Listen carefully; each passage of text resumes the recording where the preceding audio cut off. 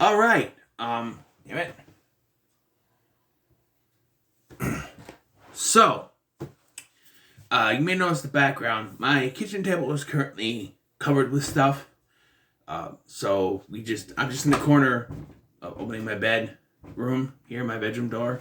I'm in the corner here. I may put a poster behind here and do something. Maybe for retro rewind. I'll find a poster that is for the past. I don't know. I'll put it back, make a background with old stuff. I don't know, but this will be maybe sometimes. Who knows? But we're gonna talk about Psycho 4 now, and I actually had a little hope for this because it's not just a prequel, and you guys know I don't like prequels because I think they're unnecessary. But this, on paper, in theory, this could work. It's Norman on the phone calling a radio station, pretending to be someone named Ed, telling his story. And why this radio station, this radio show would be covering the topic of Metricide is beyond me. But he calls in and he, tells the story of what happened and his relationship with Mother, who's played by Olivia Hussey. And she's okay sometimes, but the script that she's given just doesn't work for many reasons. But in theory, this could work. It doesn't because of the execution. It falls flat for me. And I think it falls prey to those other prequels that I've watched. Even though there is some sequelization, I would say about a quarter of it is sequelization, while the rest of it is just prequel stuff. And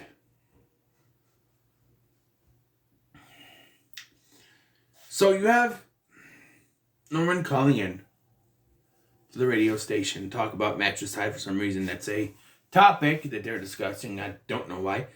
But, and he says his name is Ed. And there's this weird, slow camera panning on him from behind, as if we're not supposed to know that it's him until he turns around and reveals it's him. And it's like, duh! I know what movie I'm watching. I'm not going to be surprised that it's Norman Bates. I mean, come on.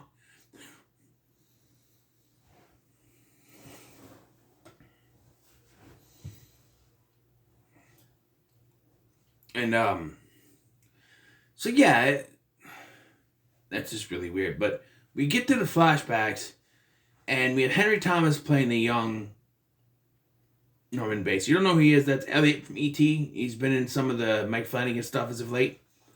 He's good. He's not as good as Perkins was, before, but he's good.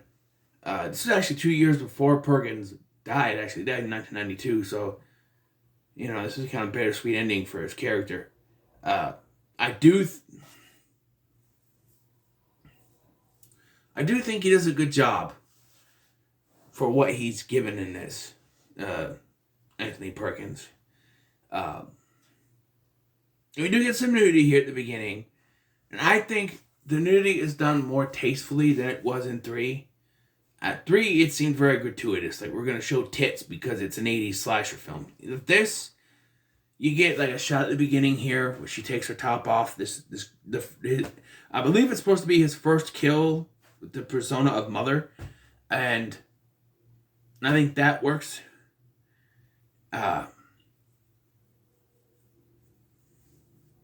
But when you get into the whole flashback aspect of when he was a child and his relationship with his mother, it gets borderline incestuous, and that just gives me a creepy feeling. Specifically, there's one scene where there's a thunderstorm, and I guess she's afraid of thunderstorms, where Norman comes in, and she's like, Norman, I'm scared. Which, she's British somehow, I don't know. And she's like, come into bed with me. And she's like, none of those wet clothes, take them off. So he gets into his underwear. I'm like, why don't you just change your clothes? Gets to his underwear and he, like, she's like, hold me. So he holds her, and then he, how does Norman put it? He got too big for his britches, as he says. And he runs off because, that. And then they do it later, too, with using his underwear again for some reason. And he gets too big for his britches again, and she feels it this time, and she gets pissed and puts him in a dress and covers his face in makeup, and is like just lipstick, and is like, you're a girl. Girls don't have such things. He's like, you only use it to go pee-pee. And I'm like, is he 4? What the fuck is your problem? I really think they dropped the ball with this flashback stuff. I got a sense that he was infatuated with his mother, like he was obsessed with her, but not that he was attracted to her. I think this is taking it a bit too far here, the filmmakers. Who directed this? Mick Garris? Why? Okay, who wrote it? Joseph Stefano. I don't know who you are, but you're a sick freak. I just don't.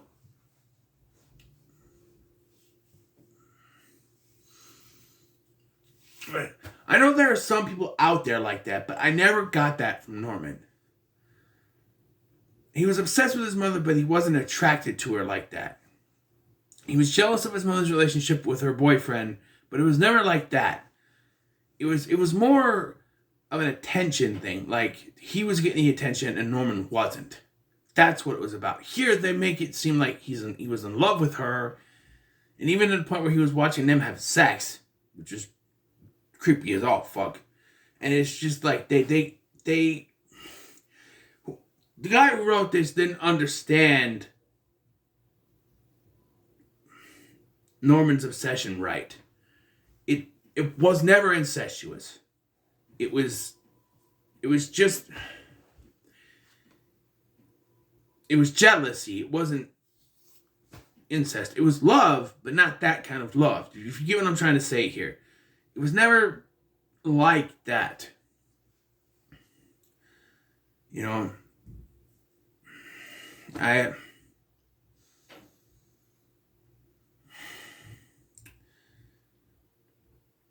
I don't know. It just didn't. It didn't work for me. Also, I got the idea of the radio show. Like, to a point, it works, but then you have this doctor guy who figures out that it's Norman by the story that he's telling, and he's like, I spoke with him after he killed the woman in the shower, Marion Crane in the first one. I spoke with him. I'm like, then you didn't recognize his voice? I know it's been about 30 years, but really? You couldn't recognize his voice? And they do establish that it's been 4 years since the last one, which means that wait a minute. 4 years since the last one, that means that the third one took place in 1986, which doesn't make any sense because the third one is supposed to take place shortly after the second one. And the second one took place in 1982. So, 82, right? 83. Took place in 1983. And so you would think that Psycho 3 would be in either late 83 or early 84, given the time. And it doesn't make... Yes, 86 is when Psycho 3 came out, but that's not when it took place. It's been more than 4 years. He said he had been away for 4 years, and then he met his wife in the asylum. Like, she was one of the doctors, not a patient. So she understands what his problem was. And the reason that he is, culling is because he's going to kill again. And it's going to be his wife because she got pregnant without his permission. He doesn't want to have a child because he doesn't want to pass on his problems to that child. So he plans on killing her and stop the child being born. Can't you just explain it to her? but she wants to have a child. He doesn't want. I think he wants to, but he doesn't want that burden to pass on to him. And I see, if we're going from the point of view of the first three films, it could be passed on through the genes. But from what we see in the flashbacks in this, it's entirely his mother's fault the way she raised him. So as long as he raises his child right, and not like his mother raised him, I think it should work. I think.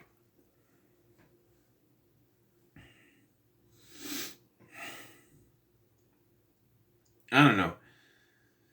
But, yeah. Anything about the flashbacks? I do think that the whole poisoning scene goes on for too long. It feels like towards the end of this film, they were like, oh, we're going to run short, so we have to stretch things out. From what we got before, he poisoned them with their tea and they died in bed, right?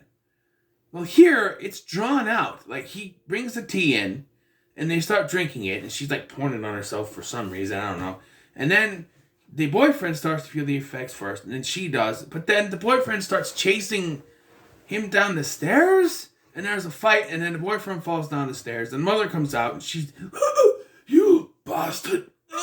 And she's going down the stairs too, and it's like, no, we were told you died in bed. Why are they drawing this out? And it gets worse, because after this, we cut back to the present day, 1990, as it were, and he lures his wife to his mother's house, and he's going to kill her, but then he changes his mind, and he decides he's going to burn down the house. But as he's burning down the house, he gets spooked, and he gets knocked down, and it's this very stretched out, elongated scene of him bumping into ghosts of characters we only seen in this movie. We get Mother, we get the girl, the first person that he killed, and it's very stretched out, and he can't walk. He's like crawling around the basement thing until he goes out. It's very stretched out, and I'm just going, is this over yet? Why is this taking so long for him to burn down the house? It's very obvious that they were running short on time. Like they needed to stretch things out because it was too short. How long is this movie anyway?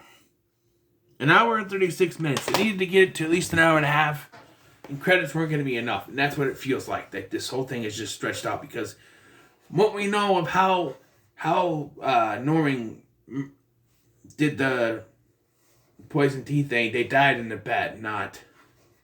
I mean, you could say he brought their bodies back up and made it look like a suicide, but I don't know. It would seem easier if they just died in bed. They took a drink and they lay in there and then,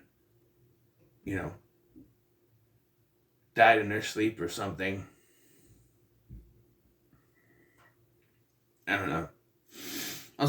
Also, they changed it. I might mention this. I had to re-record this, but it's iced tea instead of regular tea, which is what was hinted at before. Even at the end of the second one, where he goes to grab the tea to make for Emma Spool, it's regular tea, not iced tea.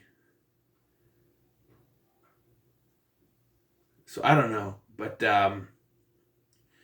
yeah, and then it ends with Norman saying, "I'm free," like he said at the end of the third one, and then you cut to Mother's rocking chair, her screaming, "Norman, no, come back, Norman!" And then the door shuts, the cellar door shut, and then cuts to black, and you hear a baby cry, which is like, okay, so she gave birth right after this. No, wait, she wasn't even showing yet. What?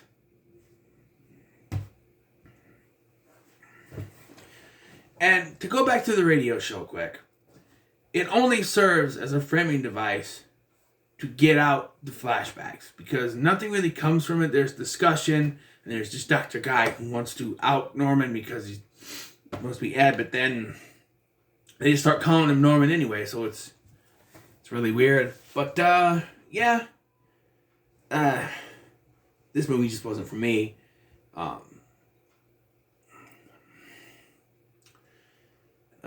So I would say when it comes to Psycho 4, I didn't hate it outright. I would just say it's not worth your time. To be honest, it just doesn't. I would watch the other three over this. I would probably watch the remake over this. I haven't rewatched it, but I've seen it before, and I might get more enjoyment value over it than I would this. Out of it, I should say, than I would this. So, yeah, I would probably not worth your time, I guess. But yeah. So, what are your thoughts on Cycle 4? Leave them in the comments below. Make sure to like, share, and subscribe. Thanks for watching. I've been Scotty, and I'll see you in the next one.